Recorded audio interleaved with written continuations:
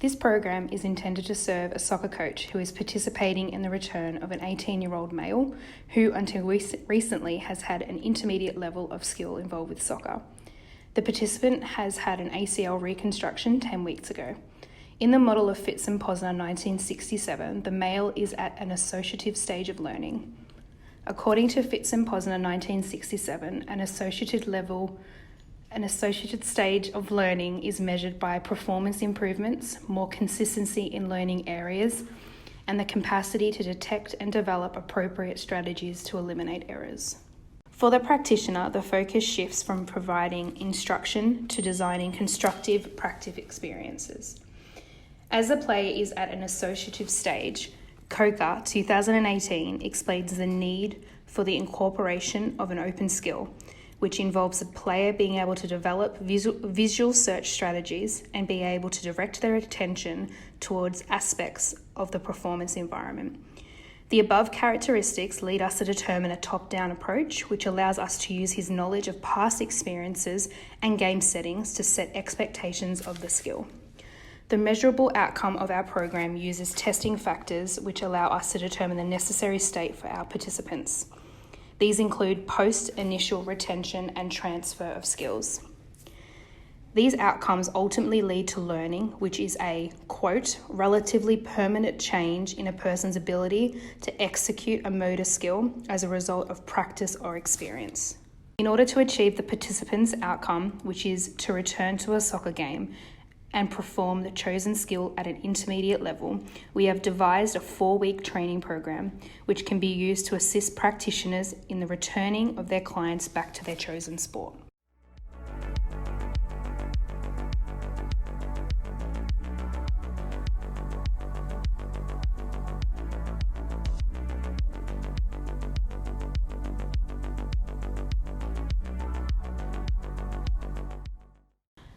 After the initial training has commenced, we see the 6 cones set up in a line approximately 1 metre from each other. The participant is required to manoeuvre between cones to create a side-step effect as reflected in a game.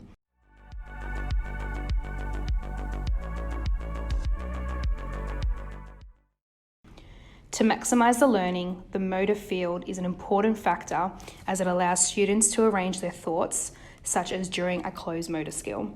These skills allow for a fixed and predictable environment, i.e. a soccer pass. This drill allows for any rehabilitation feedback to be considered, as well as determining the capacity of movement of the right leg, ACL. This is done first without a ball. This is to ensure the confidence and running capacity of the participant is present and high. The next progression for this week is to allow the participant to complete the skill with a ball. The setup of this drill remains the same as the previous session. This is done in order to assess the feedback sent from the cerebellum in the brain to the lower limbs.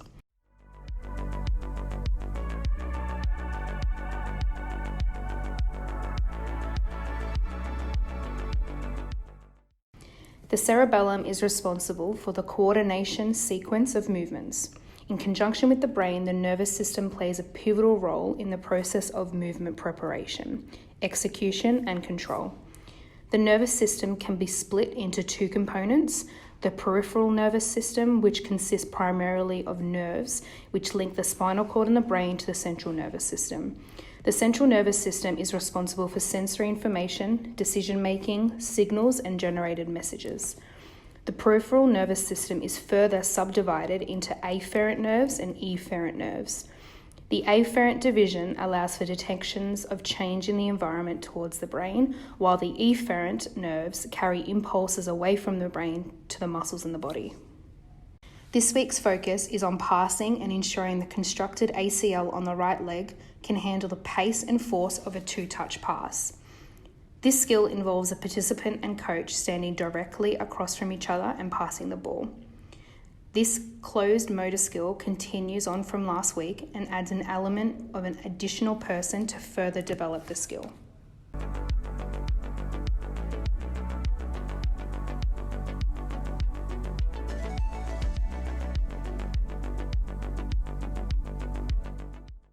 The progression of the skill now focuses on the dribbling of the soccer ball, done so in a diagonal fashion. This is done with a coach, as this allows for cues. According to COCA 2018, verbal cues can be used to focus a learner's attention of a particular movement sequence. In this drill, the coach can direct the participant with verbal cues such as feet shoulder width apart or run onto the ball. This technique can be used throughout our training schedule to allow for critical thinking. This approach is affected by the environment, hence why this is an open motor skill.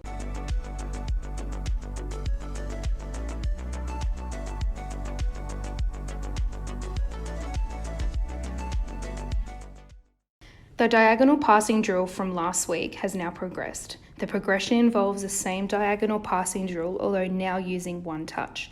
To further prepare the participant, you may wish to progress even further by adding a stationary defender.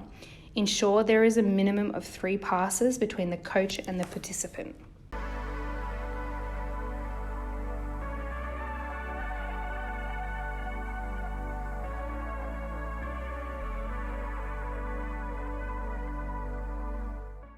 The continuation from the previous day involves the moving of the defender to allow for added pressure. In this situation, the coach may find themselves lacking verbal cues. This approach can be a strong indicator for learning. This method is called hands-off approach. This is done through the promotion of guided discovery and self-exploration. The dictation of how to achieve a goal is not handed out. Instead, a direct quote from Davies states, "The practitioner shapes the movement patterns through purposeful manipulation of key constraints."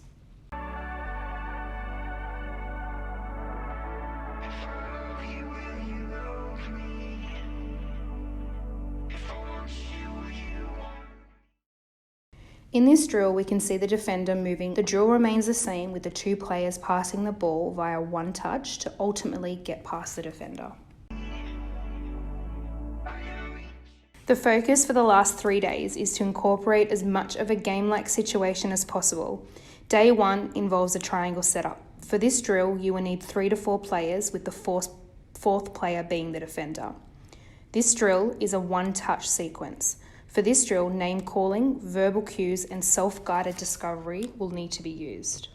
The progression of this drill involves all 4 players moving. The aim of this drill has a core focus on passing, as well as being visually aware of external factors like other players in the drill. The open motor skill aspect of this drill provides an added difficulty to prepare for a game situation. Again, name calling and verbal cues are key in the successful outcome of this drill. This is now the final day of the training schedule, a game-like situation where 2 players become the attackers and 2 are the defenders. Start with one touch moving towards the defenders while ensuring verbal cues and the visual perception of other players are known. This drill is a key indicator of skill involved in the return of your participant to a game situation. To engage in a game situation, the final run-through can be to acquire a shot on goal.